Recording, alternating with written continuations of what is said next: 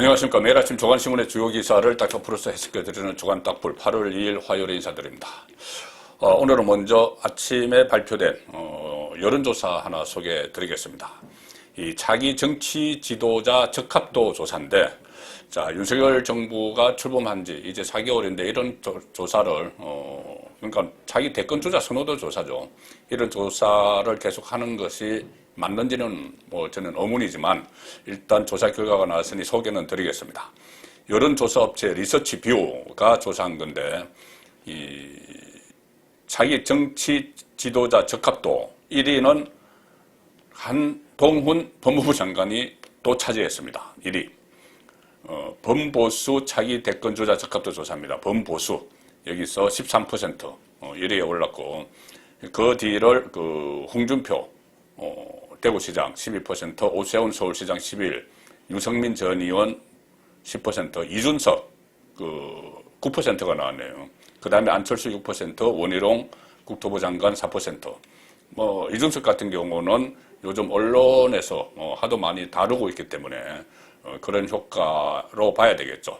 또 야당 지지자들이 이준석을 선호하기 때문에 그런 부분도 지금 범보수 차기 정치 지도자 적합도 조사인데, 그렇다고 보수층만 가지고 조사를 하는 게 아니기 때문에 민주당 지지자들이 이준석을 선택했다. 일종의 역선택 그런 것도 있는데 큰 의미는 없는 것 같습니다.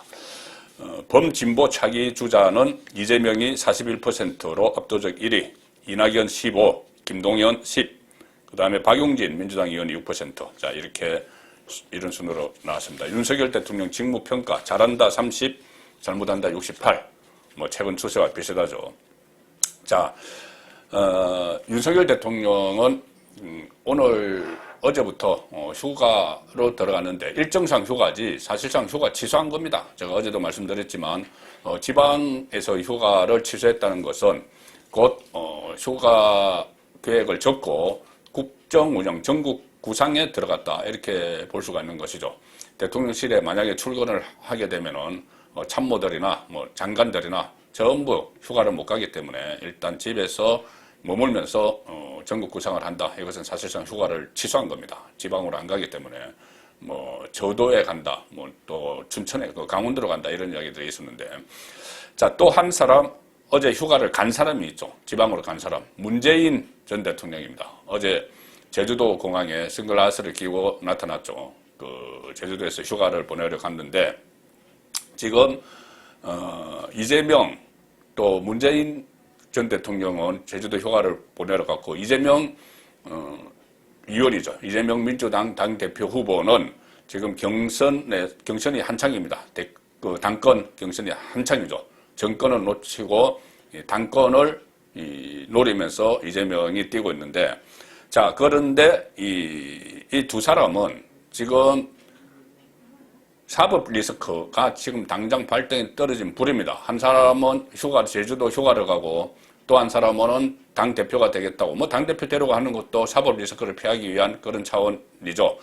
자, 그런데 이 두 사람 모두, 문재인, 이재명 두 사람 모두 한 7개 정도의 혐의로, 각각 7개 정도입니다. 상당히 많은 혐의로 지금 검찰 수사 대상에 올라 있는데, 그동안 문재인, 이재명, 8월 사법위기설, 이런 말들이 있었습니다. 왜 8월이냐? 지금 오늘이 8월 2일이죠. 그때 검수완박 입법, 6개, 검찰이 수사할 수 있는 수사 대상 6개 중에서, 공직자 선거, 방위사업, 대형 참사, 공직자와 선거, 방위사업, 대형 참사, 이거 4개를 넘기고, 경찰로 일단 넘기고, 2개, 부패와 경제만 갖는다. 부패 수사와 경제 사범 수사만 갖는다. 이 검수완박 유예 기간이 9월 10일 날 끝납니다. 그러니 이 9월 11일 유예 기간이 끝나기 전에 유예 기간 동안 속전속결 수사를 펼칠 것이다. 자, 그런 전망이 많았고 저도 예상을 해드렸죠. 그리고 지금까지는 이 검찰을 새로 포진하는 친문재인 쪽 검찰들을 다 자선시키고, 과거에 윤석열 사단으로 불렸던 검찰들을 전진 배치를 했죠.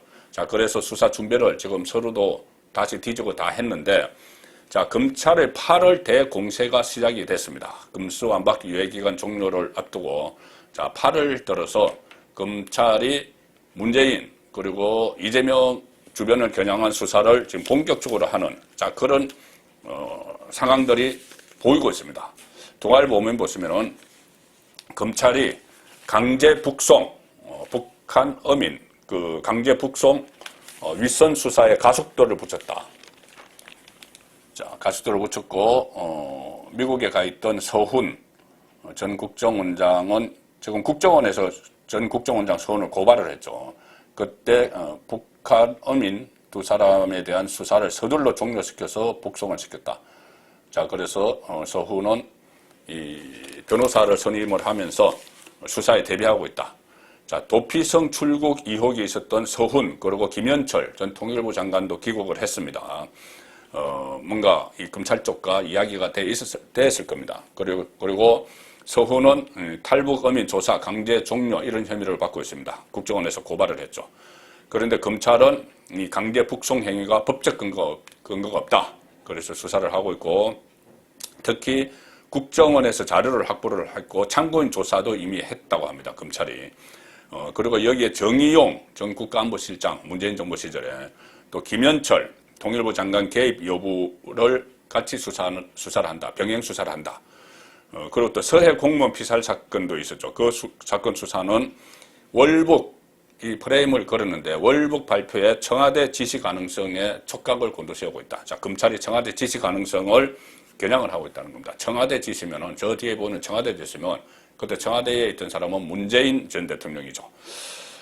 서훈, 김현철 이 키맨들이 최근 잇따라 귀국을 하면서 정의용 등을 포함해서 문재인 정부 청와대 윗선 또 윗선 이야기가 나오죠. 윗선은 문재인입니다.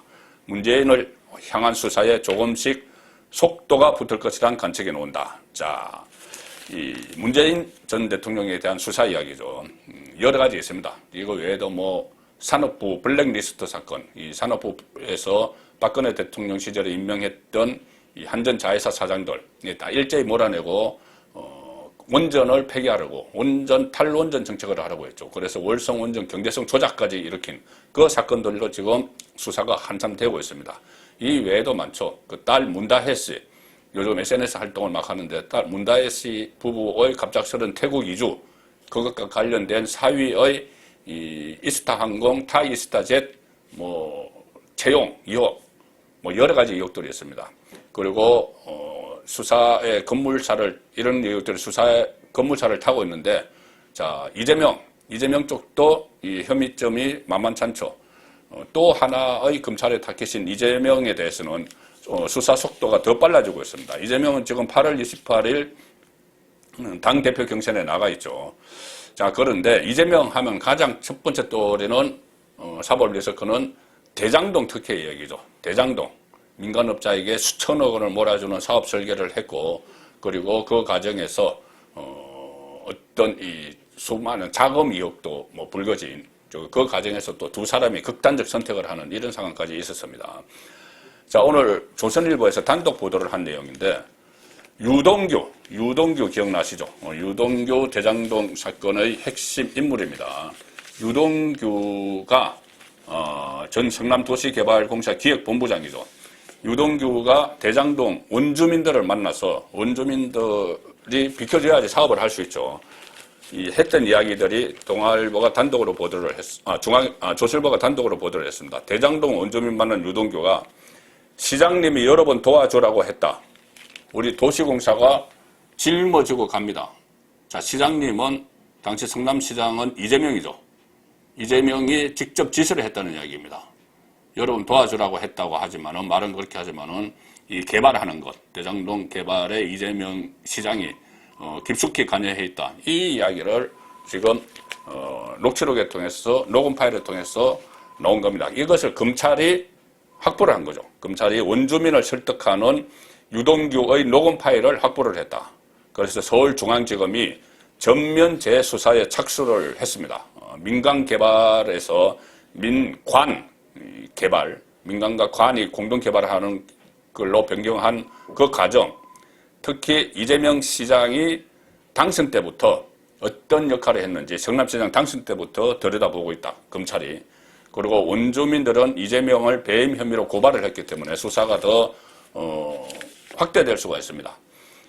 조선일보는 그 인터넷판에서 좀 더 자세하게 이것을 보도를 했는데 인터넷판의 제목은 이겁니다.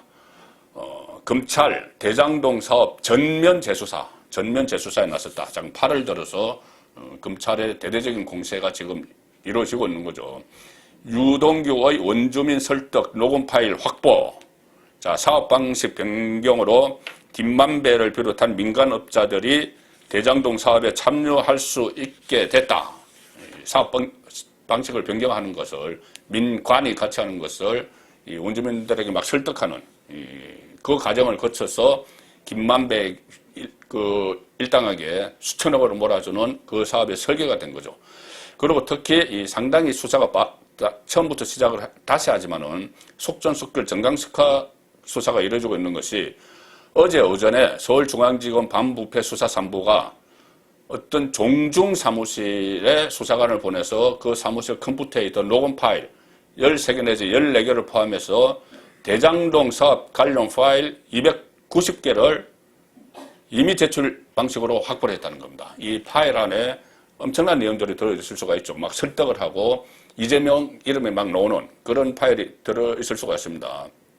이 유동규 당시 성남도시개발공사 기획본부장 그리고 천화동인 4호 소유주 남욱 변호사 이 사람들이 대장동 주민들에게 당시 이재명 성남시장을 거론을 하면서 사업 내용을 설명하는 육성이 이 녹음 파일 안에 담겨 있습니다. 그리고 성남시 분당구 대장동 왜 종중 사무실을 압수수색했냐면은 수년 동안 그 대장동은 그 종중의 집성촌이었습니다. 그래서 원주민 설득 차원에서 일종의 종중 사무실에서 사업 설명회가 열렸다. 자, 그렇게 보시면 될 것 같습니다. 2013년 2월 28일자 녹음 파일을 보면 유동규는 대장동 원주민들에게 이렇게 이야기합니다. 시장님이 보셨을 때는 자, 이재명 여기에서 만약에 관이 들어가서 개발을 직접 하지 않으면 안 된다 이거죠. 민간과 관이 민간과 같이 들어가야 된다는 거죠. 시장님도 여러분들 도와드리라 그러지. 도시공사 그러니까 성남도시개발공사가 짊어지고 갑니다. 사업 속도가 굉장히 빨라집니다. 주민들하고 도시공사하고 공동사업으로 하면 빨라지는데 보통 이 재개발 사업이 상당히 시간이 오래 걸리죠. 빨라지는데 왜 빨라지느냐. 시장인 이재명이 큰 관심을 가지고 여러분들을 도와드리라고 했기 때문에 빨라진다. 자, 여기서 이재명 이야기가 나오죠. 그날은 이렇게 사업 설명회 같은 것을 한 날은 성남시 의회에서 성남도시개발공사 설립 조례안이 통과된 날이었습니다. 착착 계획대로 진행되는 그런 과정이었죠. 이재명 후보를 둘러싼 이 논란은 뭐 계속 나오고 있지만 좀 진전된 것을 말씀드리면은 당장 8월 중순에 8월 28일에 전당대회가 있는데 8월 중순에 법인카드 유용 경기도 법인카드 유용 수사 결과를 경찰이 발표를 합니다. 그러면은 막바지인데 전당대회 막바지인데 그때 민주당 전당대회가 쑥대밭이 될 수도 있는 것이죠. 자, 최근에 나온 그 법인카드 유용과 관련해서 핵심 이슈가 된 게 하나 있죠. 참고인 조사를 받던 사람이 스스로 극단적인 선택을 했는데 그 국군 기무사령부의 성남 지역 정보요원이었죠. 자, 그 사람이 이 김혜경 씨 법카를 실질적으로 뭐 카드 깡도 하고 돌려막기도 하고 지휘를 했던 배소연 씨, 5급 공무원 배소연 씨, 이재명 변호사 시절부터 성남 변호사 시절부터 경리를 담당했던 사람입니다. 배소연 씨가 이 작고한 김모 씨와 특별한 관계, 특수한 관계였다 이런 이야기들이 나오고 있는데 그 사람이 나중에 경기도 산하기관에 취업을 했죠. 경기도 경제과학진흥원에 비상임이사로 취업을 했는데 그때 배소연 씨가 김혜경 수행비서를 하던 배소영 씨가 그 자리에 앉도록 해줬다. 동아일보 단독 보도입니다. 이것이 스스로 극단적 선택을 한 사람의 지인의 말입니다. 지인이 그런 증언을 동아일보에 한 거죠. 자, 그러니 보통 특수관계가 아니다는 겁니다. 숨진 법카 참고인의 지인이 증언한 건데 원래 김 씨는 기무사 성남정보요원 출신이고 배소연 씨와 5년 전부터 친밀한 관계다.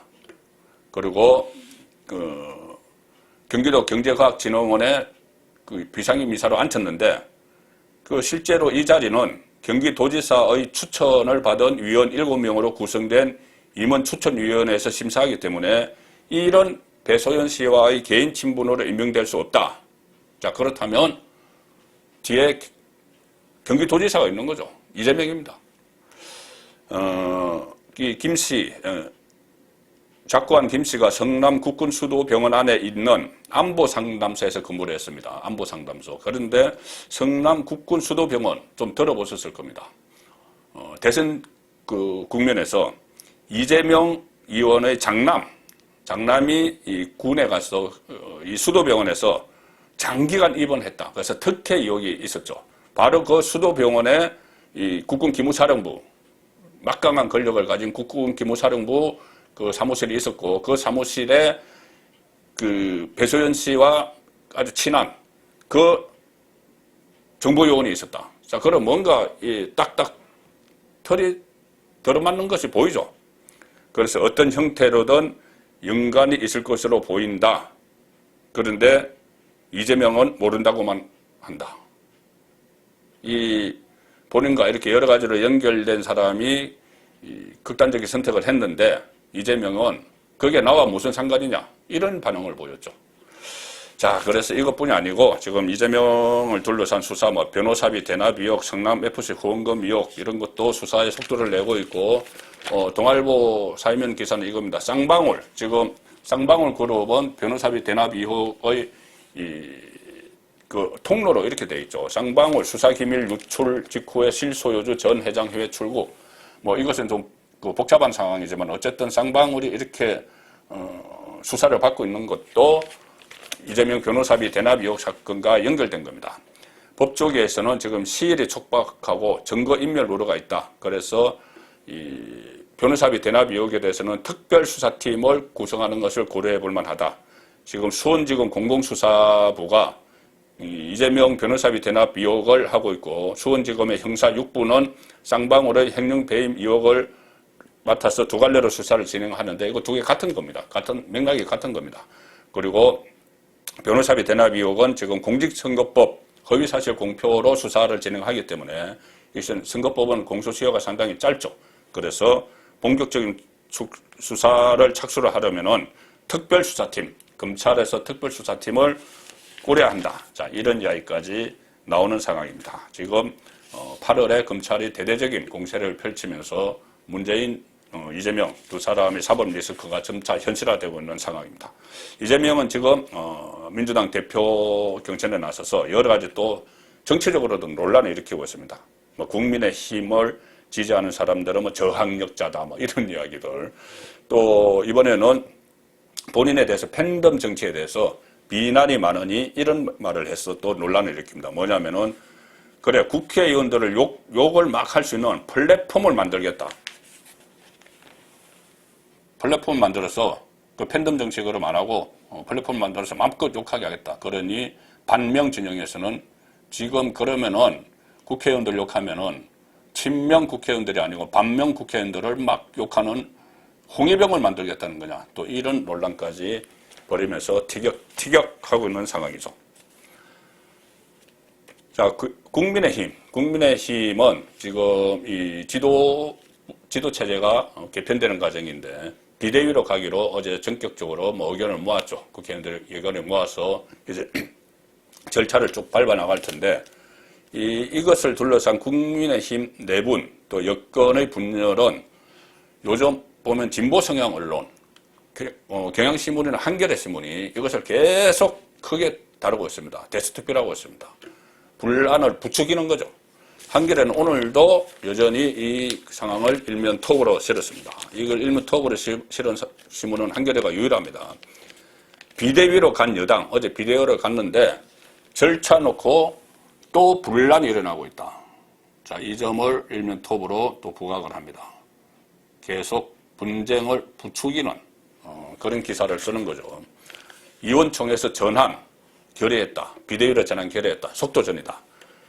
그런데 내홍 수습 정치적 결단을 했지만 당헌 당규상 요건 충족될지 논란이다. 그러면서 이준석 이야기를 합니다. 이준석 쪽 가처분 신청도 변수다. 비대위 전환에 따라서 이제 당대표 복귀를 할 수 없게 됐죠, 이준석은. 그랬기 때문에 이준석이 법원에 효력정지 가처분 신청을 낼 것이라는 관측도 있다. 자, 이런 분석인데 어쨌든 조선일보도 어제 의원총회에서 비대위로 가기로 의견을 모았지만 출범까지 곳곳에 암투다. 어제 여러 가지 초선 의원 모임, 재선 의원 모임, 중전 의원 모임, 그리고 의원총회까지 쭉 있었죠. 자, 그런 과정들을 언론은 소개를 하고 있는데 어제 의원총회에서 지금을 비상상황으로 규정하고 비대위를 가는데 어제 115명의 국회의원 중에서 국민의힘 소속 국회의원 중에서 89명이 참석을 했는데 1명 빼고 비대위 동의했다. 그 다음에 권성동 원내대표직은 유지하기로 했는데 원내대표도 물러나는 게 맞다. 원내대표이기 때문에 직무대행을 당대표 직무대행을 맡았는데 직무대행만 쏙 빼서 사퇴하는 것은 맞지 않다. 원내대표도 물러나라. 이런 이야기도 지금 나오고 있는 상황이고 89명 중 88명이 지금은 비상상황이다. 그래서 비대위로 가야 된다 했는데 1명 반대한 사람은 이준석과 가까운 김웅 의원이었습니다. 지금 국민의힘에서 이렇게 직무대행도 사퇴를 하고 최고위원들도 줄 사퇴를 하고 하면서 아니 왜 대통령실은 가만히 있느냐. 대통령실에 상당히 지금 책임이 많습니다. 대통령 그 참모들. 그래서 이 대통령실도 달라져야 한다. 대통령실 쇄신론이 지금 또 분출이 되고 있습니다. 여당에서 대표 직무대행을 하던 권성동이 어쨌든 직무대행에서 물러나서니 대통령실에서도 책임을 지고 대통령실장 김대기 정도는 물러나줘야 되는 것 아니냐 이런 말이 나오는 거죠. 여권 그 지지율 하락 속에서 대통령 지지율 하락 속에서 비서실에 불만을 막 표출하고 있습니다. 당, 정, 대통령실 동시 쇄신론 맞물려서 지금 폭발을 한다. 비서실장 정도는 책임져야 된다.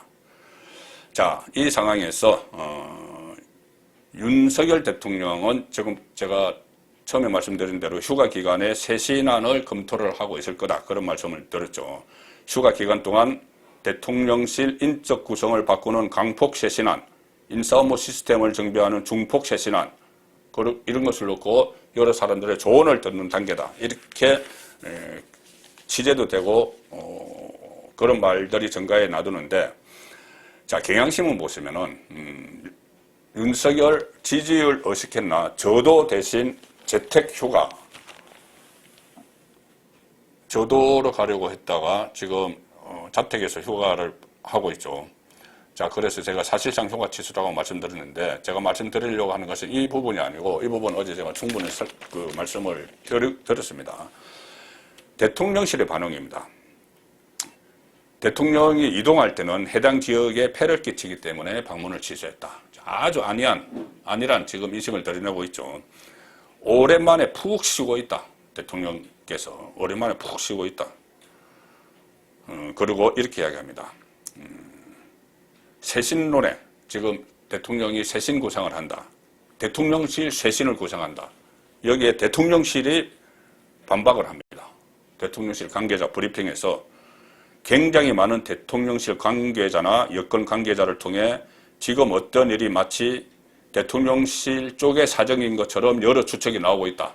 우리 책임인 것처럼 나오고 있다. 이 이야기입니다. 대부분 근거 없는 얘기다. 그러면서 하는 말이 관계자를 인용해서 여러 억측이 나오고 윤석열 대통령이 휴가가 끝나면 뭘 할 거다. 어떤 생각을 하고 있다. 어떤 쇄신을 한다. 이런 얘기들이 굉장히 많이 나오는데 그런 얘기는 근거가 없는 것들이다. 자, 쇄신 대상자가 지금 대통령실이죠. 그런데 대통령실이 쇄신설은 근거가 없는 이야기다. 이렇게 이야기합니다. 그리고 또 이런 이야기도 나옵니다. 대통령실에서. 아니 지금까지 전국을 국정을 주도하는 것은 여당 쪽에서 하지 않느냐. 윤핵관이라고 이준석이 이름 붙인 장제원, 권성동 이런 사람들이 하지 않았느냐. 근데 왜 우리에게 책임 묻느냐? 인사 문제도 우리와는 별로 상관없다. 이런 식으로 이야기를 합니다.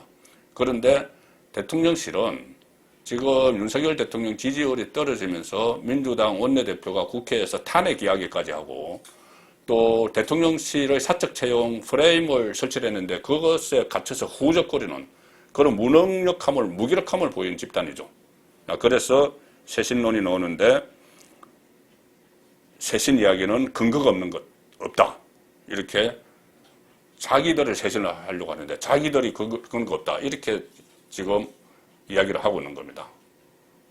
대통령이 어떤 쇄신안을 내기 전에 스스로 일괄 사퇴하는 이런 결단을 해도 부족한 마당에 몸보신을 하는 그런 모습을 보인 것이죠. 8월 2일 보내드린 조간딱풀이었습니다.